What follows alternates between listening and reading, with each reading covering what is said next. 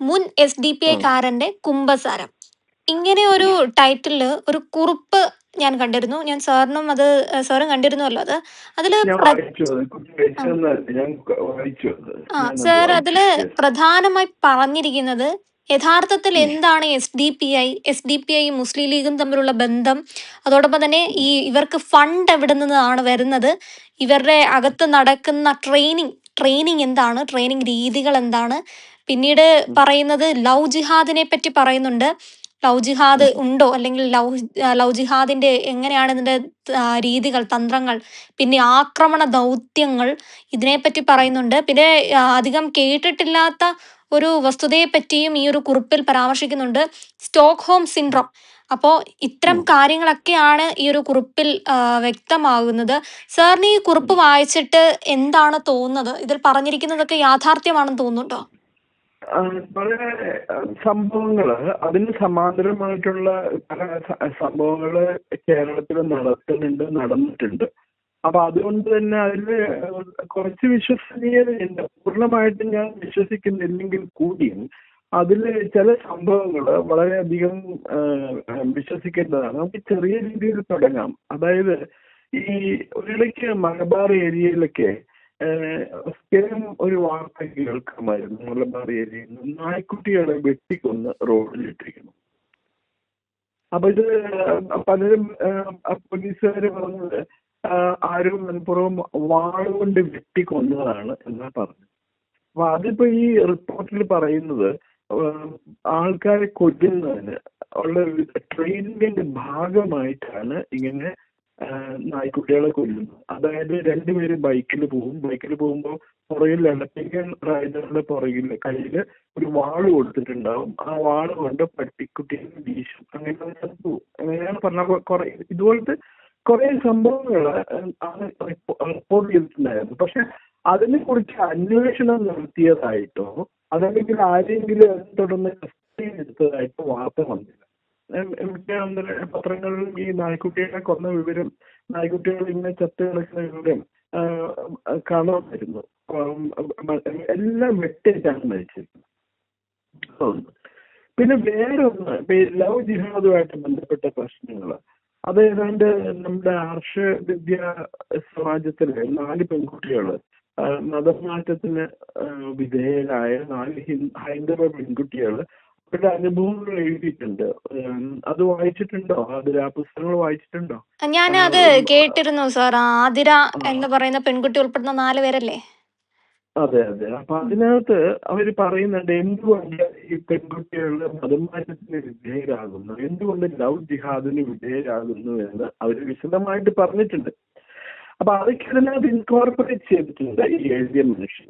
പിന്നെ വേറെ ഒന്നുള്ളത്, അവർക്ക് വിദേശത്ത് നിന്ന് കിട്ടിക്കൊണ്ടിരുന്ന സംഭാവന, പിന്നെ അവരുടെ മോഡസ് ഓപ്പറാൻഡി, അവർ ആൾക്കാരെ കൊല്ലുന്നവരൊക്കെ പലയിടത്തു നിന്നായിട്ട് വന്ന് കളക്ട് ചെയ്ത് വന്ന ഒരു സ്ഥലത്തേക്ക് തമ്പടിക്കും, എന്നിട്ട് മിഷൻ നടപ്പിലാക്കി കഴിഞ്ഞാൽ വന്ന പോലെ തിരിച്ചു പോകും. ഇത് നമ്മുടെ മാറാട് കൂട്ടക്കൊലയ്ക്ക് നടന്നില്ലേ? മാറാട് കൂട്ടക്കൊലയ്ക്ക് ആ സമയത്ത് 2004 2003 തോന്നുന്നു. അപ്പൊ അതുമായിട്ട് ബന്ധപ്പെട്ട് ഇങ്ങനെ ഒരു സംഭവം പറഞ്ഞിട്ടുണ്ടായിരുന്നു. ഈ മർഡറേഴ്സ്, അതായത് 8 ഹൈന്ദവരെയാണ് കൊന്നത്. അവര് മുഴുവൻ മുസ്ലിംസ് ആയിരുന്നു മർഡറേഴ്സ്. അവര് അടുത്തുള്ള ഒരു പള്ളിയിൽ അഭയം തേടി, മോസ്ക് അഭയം തേടി അവിടെ ഒളിച്ചിരുന്നു. ആയുധങ്ങളൊക്കെ അവിടെ കൊണ്ട് സൂക്ഷിച്ചു വെച്ചു. എന്നിട്ട് ഒരു മുസ്ലിം ലീഗ് നേതാവാണ്, അയാള് പാർലമെന്റ് അംഗവും മന്ത്രിയൊക്കെ ആയിരുന്നു. അയാളാണ് അവരെ പോലീസ് പിടിയിൽ നിന്ന് രക്ഷപ്പെടുത്തിയത്. കാരണം പോലീസുകാരോട് മോസ്കിനകത്തേക്ക് കയറാൻ പറ്റൂല എന്ന് പറഞ്ഞാൽ പറഞ്ഞു വിട്ടു. ആദ്യം പേടിച്ചിട്ട് തിരിച്ചു പോയി. അപ്പൊ ഇങ്ങനെയൊക്കെയുള്ള ചില സംഭവങ്ങളുണ്ട്. അപ്പൊ ഇതിൽ ആദ്യമായിട്ടൊരു കാര്യം നമ്മൾ ശ്രദ്ധിക്കേണ്ടത്, ഈ എല്ലാ ഇസ്ലാമിക് സംഘടനകളും എന്ന് പറയുന്നത് മുസ്ലിം ലീഗിന്റെ പോഷക സംഘടനകളാണ്. നമ്മളോട് പുറത്ത് പറഞ്ഞിട്ടില്ലെങ്കിൽ കൂടി ഏതെങ്കിലും ഒരു മുസ്ലിം ലീഗുകാരൻ ഈ പറഞ്ഞ ഇസ്ലാമിക് തീവ്രവാദ ആക്രമണത്തിന് വിധേയരായവരോട് അനുഭവം അല്ലെങ്കിൽ രേഖപ്പെടുത്തിക്കൊണ്ടോ അതല്ലെങ്കിൽ അവരെ കൊന്നു കഴിഞ്ഞാൽ അനുശോചനം രേഖപ്പെടുത്തിക്കൊണ്ടോ പ്രസ്താവന ഇറക്കിയത് ഞാൻ ഇന്ന് അവരെ കണ്ടിട്ടില്ല. അത് കണ്ടിട്ടുണ്ടോ ആരെങ്കിലും അങ്ങനെ പറയണത്? ഇല്ല, ഇപ്പൊ എന്റെ ഒരു കശ്മീരിൽ എത്രയോ ഭീകരര് കാശ്മീരി പണ്ഡിതന്മാരെ കൊന്നിരിക്കുന്നു, കൂട്ടമായിട്ട് വെടിവെച്ച് കൊന്നിട്ടുണ്ട്. ഏതെങ്കിലും മുസ്ലിം ലീഗ് നേതാവ് അതിനെ വിമർശിച്ചതായിട്ടോ ചോദ്യം ചെയ്തതായിട്ടോ എവിടെയെങ്കിലും വായിച്ചിട്ടുണ്ടോ? ഒരു മുസ്ലിം ലീഗ് നേതാവും അതിനെ ചോദ്യം ചെയ്യൂല. ജമ്മു കാശ്മീർ ലിബറേഷൻ ഫ്രണ്ട് ആയിരുന്നപ്പോഴായിക്കോട്ടെ, അതല്ലെങ്കിൽ എന്താ അവിടുത്തെ വിവിധ സംഘടനകളുടെ ലഷ്കർ-എ തയ്യബയോ അതിൽ ജെയ്ഷെ മുഹമ്മദോ ഇങ്ങനെയൊക്കെയുള്ള സംഘടനകളാണ് കാശ്മീരിൽ ഭീകരാക്രമണം നടത്തിക്കൊണ്ടിരുന്നത്. അതിനെ ഒന്നും അവര് വിമർശിച്ചതായിട്ട് ഞാൻ കണ്ടിട്ടില്ല. എത്രയോ സൈനികരെ കാശ്മീരിൽ വെടിയേറ്റ് പിടിച്ചിരിക്കുന്നു ഭീകരവാദികളുടെ ഇംപ്രവൈസ്ഡ് എക്സ്പ്ലോസീവ് ഡിവൈസ് ഉപയോഗിച്ച് സ്ഫോടനം നടത്തിയാൽ കൊന്നിരിക്കുന്നു.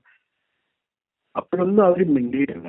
അപ്പൊ ഇത് കാണിക്കുന്നത് മുസ്ലിം ലീഗിന് രണ്ട് മുഖമുണ്ട്. ഒന്ന് നമ്മൾ കാണുന്ന ഈ പറഞ്ഞ പോലെ കുഞ്ഞാലിക്കുട്ടി അല്ലെങ്കിൽ തങ്ങള് വളരെ അവരുള്ളവരാണ്. അവർ കണ്ടിട്ടെങ്കിൽ വളരെ സോഫ്റ്റ് സ്പോക്കൺ ആണ്, വളരെ മാന്യമായിട്ടാണ് പെരുമാറുന്നത്. പിന്നെ വേറൊരു മുഖം കൂടിയുണ്ട് തീവ്രവാദികളോട്. ഇവര് തീവ്രവാദികളെ ഖണ്ഡിച്ചതായിട്ട് ഞാൻ ഇന്നലെ വായിച്ചിട്ടില്ല, ഞാൻ കണ്ടിട്ടുമില്ല. ലവ് ജിഹാദിനെ അവര് വിമർശിച്ചിട്ടില്ല. ലവ് ജിഹാദിനെ നീതീകരിക്കുന്ന രീതിയിലാണ് ഒരു പത്രാധിപരായിരുന്ന ഒരു അബ്ദുള്ള മാധ്യമം പത്രത്തിൽ വെച്ച് എഴുതിക്കൊണ്ടിരുന്നത്. ഞങ്ങളൊക്കെ സീറോ അബ്ദുള്ള എന്നുള്ളത്. അയാൾ വന്നിരുന്നിട്ട് എന്തൊക്കെയാ പറയുന്ന മുസ്ലിം ലീഗില് മുസ്ലിം കുട്ടികൾ അങ്ങനെ കല്യാണം കഴിക്കണേ, നിങ്ങളെന്തിനാ വിഷമിക്കണേ എന്നൊക്കെ പറഞ്ഞിട്ട് ഹിന്ദുക്കളെയാണ് അവർ ചീത്ത പറയുന്നത് മുഴുവൻ. ഈ ഏതെങ്കിലും ഒരു ഹൈന്ദവ യുവാവ് ഒരു മുസ്ലിം പെൺകുട്ടീനെ ഇങ്ങനെ ജിഹാദ് വഴി കല്യാണം കഴിച്ചാൽ ഞാൻ കേട്ടിട്ടില്ല കേട്ടോ.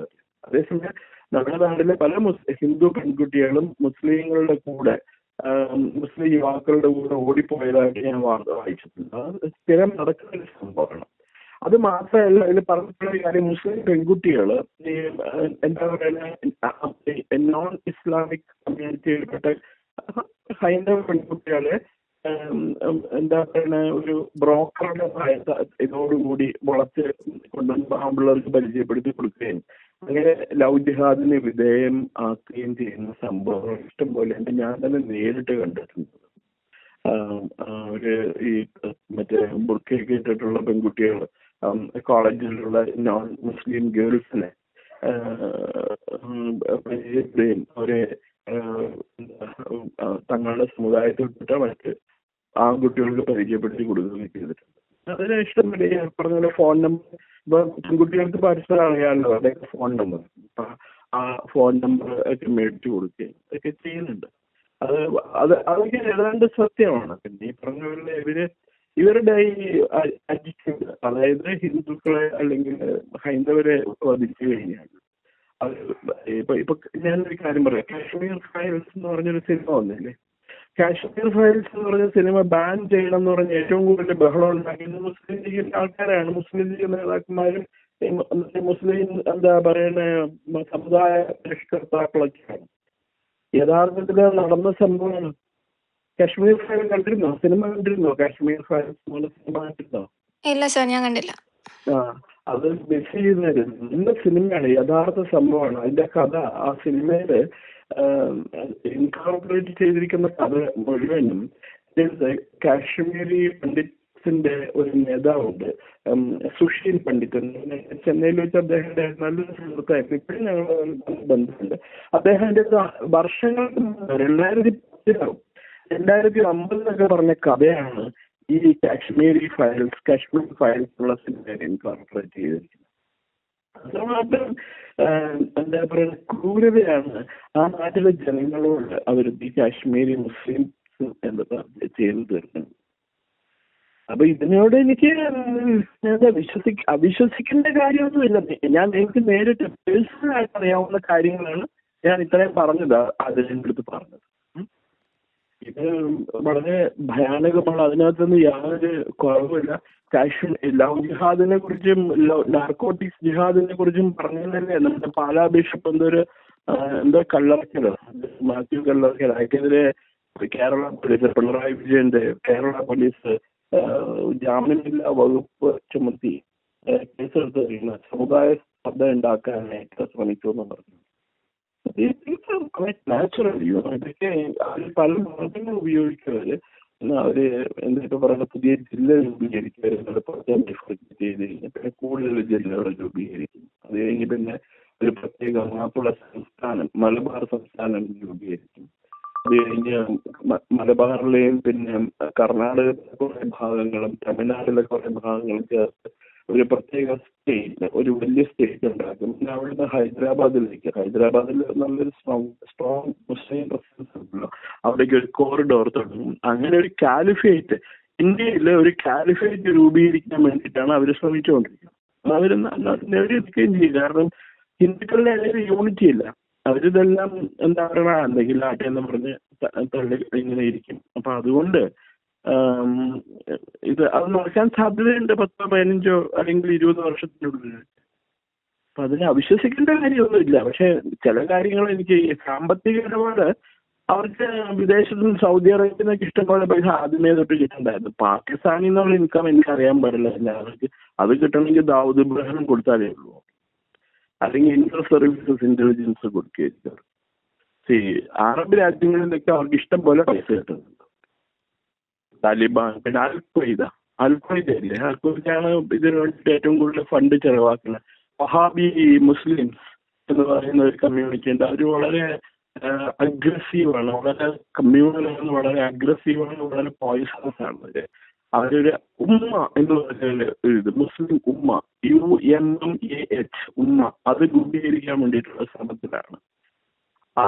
അതിന്റെ ഭാഗമായിട്ടാണ് തമിഴ്നാട്ടിൽ അൽ ഉമ്മ എന്ന് പറഞ്ഞൊരു ഓർഗനൈസേഷൻ ഉണ്ടായിരുന്നു. അതിന്റെ ഫൗണ്ടർ കണ്ടിപ്പോ ജയിലിലോ അവരൊന്നും തടവിലോ ഏതോ കുറെ കേസ് എനിക്കറിയില്ല. ഞാൻ ഒരു കാലത്ത് എന്താ പോലീസ് അറസ്റ്റ് ചെയ്തു അവിടെ ശിക്ഷിച്ചെന്ന് അറിയാം. അതിനുശേഷം എന്താ പറ്റിയെന്ന് എനിക്ക് അറിയാൻ പാടില്ല.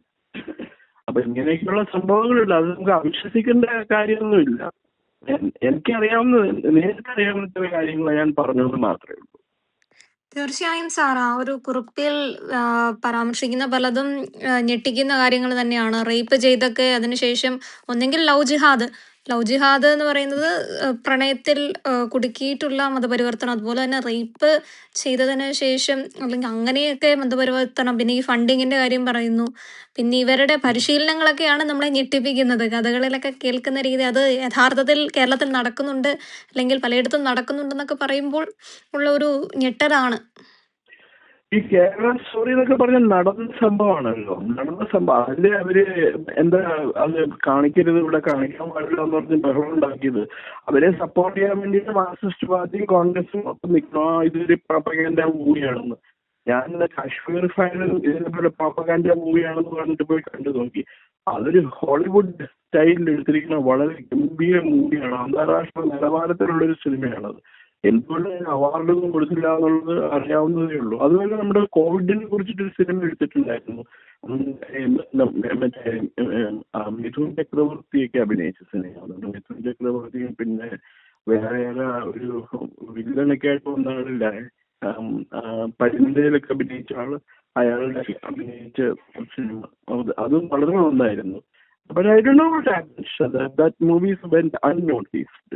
വളരെ നല്ല സിനിമയായിരുന്നു. ഇപ്പോഴും OTT-യിലൊക്കെ കിട്ടുന്നു തോന്നുന്നു. അന്ന് കണ്ടാണോ വൈറസ് അങ്ങനെ ഇതൊക്കെയാണ്. മാധ്യമങ്ങളെ പരിഹസിക്കുന്നുണ്ട്. പല കഥാപാത്രങ്ങളും നമ്മളെ നിത്യജീവിതത്തിൽ നമ്മൾ കാണാറുള്ള, വായിക്കാറുള്ള ആൾക്കാരെയൊക്കെ പറ്റി അവരുടെയൊക്കെ യഥാർത്ഥ തനിസ്വഭാവം അതിനകത്ത് ആ സിനിമകൾ രണ്ടുള്ളതിനും തുറന്നു കാണിക്കുന്നുണ്ട്. അതെ സാർ, തീർച്ചയായും അതേ പറ്റിയിട്ട് അല്ലെങ്കിൽ ഈ ഒരു വിഷയത്തെ പറ്റിയിട്ട് പറഞ്ഞു തന്നതിന്, അല്ലെങ്കിൽ അതിന്റെ ഒരു യഥാർത്ഥ മുഖത്തെ പറ്റി വിശകലനം ചെയ്തു തന്നതിന് വളരെയധികം നന്ദി സാർ. അല്ല, ഒരു കാര്യം കൂടി ഉണ്ട്, അതുകൂടി നമ്മൾ പറയണം. ഇപ്പൊ ഈ ഇസ്ലാം സമുദായത്തിൽ ജനിക്കുന്ന കുട്ടികൾ, പെൺകുട്ടികളാണെങ്കിലും ആൺകുട്ടികളാണെങ്കിലും അവർക്ക് മദ്രസ പഠനം നിർബന്ധമാണ്. സ്കൂളിൽ പഠിക്കുന്നുണ്ടാവുമല്ലോ, സ്കൂളിൽ പഠിക്കാൻ കൂടുതലുണ്ട്. വൈകുന്നേരം അല്ലെങ്കിൽ രാവിലെയോ ഈ മദ്രസയിൽ പോയിട്ട് മൗലവിമാരും ഉസ്താദുമാരും അതേ കാര്യങ്ങൾ മതത്തിനെ പറ്റി പഠിപ്പിച്ചു വിടുന്നുണ്ട്. അവർ പഠിപ്പിക്കുന്ന ഖുറാനൊക്കെയാണ്. ഖുറാനിൽ എഴുതിയിരിക്കുന്ന എന്താ, ഖുറാൻ വിശ്വസിക്കാത്തവരൊക്കെ ഇൻഫിഡൽസ് ആണ്, അവിശ്വാസികളാണ്. അതേ കാണാനെ എടുത്ത് വെച്ച് കൊല്ലണം. ഒരു ഇൻഫിഡലുമായിട്ട് യാതൊരു ബന്ധം പാടില്ല എന്നാണ് ഖുറാനിൽ എഴുതിയിട്ടുള്ളത്. അതങ്ങനെയൊക്കെ പഠിപ്പിക്കണം, അവർ പഠിപ്പിച്ചു കൊടുക്കണം. അപ്പൊ ക്രിസ്ത്യൻ കുട്ടികൾക്കാണെങ്കിൽ സൺഡേ സ്കൂളുണ്ട്. അവര് ഞായറാഴ്ചകളിൽ അവർക്ക് മതപഠനമുണ്ട് നിർബന്ധമായിട്ട്. ക്രിസ്ത്യൻ മാനേജ്മെന്റ് സ്കൂളുകളിൽ മതപഠനം നിർബന്ധമായിട്ടുണ്ട്. പക്ഷെ ഹിന്ദു കുട്ടികൾക്ക് അങ്ങനെ മതപഠനം ഉണ്ടോ? ഹിന്ദു കുട്ടികളോട് ഇപ്പൊ വേദം എന്താ, ഉപനിഷത്ത് എന്താ, ഭഗവത്ഗീത എന്താ, ഭാഗവതം എന്താ, രാമായണം എന്താ ചോദിച്ചാൽ അവര് മുകളിലേക്ക് നോക്കി നിൽക്കും. അവർക്ക് അറിയില്ല. അപ്പൊ അങ്ങനെ ഒരു സംഭവം ഉണ്ടായി. അതും അത് ഹിന്ദു കുട്ടികൾക്ക് മതപഠനം നിർബന്ധമാക്കണം. നിർബന്ധമായിട്ട് പഠിച്ചിരിക്കുന്നത്. കാരണം മറ്റൊരു നിർബന്ധമായിട്ടാണ് അവരെ പഠിപ്പിക്കണത്. ഖുറാൻ അതൊക്കെ പഠിപ്പിക്കണത്, ബൈബിൾ പഠിപ്പിക്കണത്. നമ്മുടെ ഹൈന്ദവ സമുദായത്തിൽ മാത്രം ഇങ്ങനെ ഒരു ആർക്കും ഒരു നിയന്ത്രണം ഇല്ലാത്ത രീതിയിലുള്ള സിറ്റുവേഷൻ ഉള്ളത്. അത് എന്താ അതിനെപ്പറ്റി ഗൗരവമായിട്ട് ആചാര്യന്മാര്, ഹൈന്ദവ സഭയിലെ ആചാര്യന്മാര് ചർച്ച ചെയ്ത്. ഇവിടെ മഹാമൃതാനന്ദമയുണ്ട്, നമ്മുടെ സ്വാമികളുണ്ട്, ചിദാനന്ദ സ്വാമികളുണ്ട്, അതുപോലെ ചെങ്കോട്ടോണത്ത് സത്യാനന്ദ സരസ്വതിയുടെ ആശ്രമത്തിലെ സ്വാമിമാരുണ്ട്. അവരെയൊക്കെ ഗൗരവമായിട്ടിരുന്ന് ആലോചിച്ച് ഹൈന്ദവ സമൂഹത്തിലുള്ള എല്ലാവരും വിളിച്ച് അവരോട് പറയണം. അതല്ലെങ്കിൽ നമ്മള് ഇരിക്കുന്ന മരമാണ്, നമ്മളിരിക്കുന്ന കൊമ്പാണ്, മരത്തിന്റെ കൊമ്പാണ് നമ്മൾ സ്വയം വെട്ടിക്കുന്നത്. അല്ലെങ്കിൽ കാൽക്കറ്റിൽ നിന്ന് നമ്മുടെ മണ്ണ് ഒലിച്ചു പോണത് നമ്മൾ അറിയൂല. നമ്മൾ അതേപോലെ സ്വന്തം നാട്ടില് അന്യരായിട്ട് മാറുമ്പോഴേ അപ്പോഴത്തേക്ക് too late and we won't be able to do anything. തീർച്ചയായും സാർ, വളരെയധികം നന്ദി.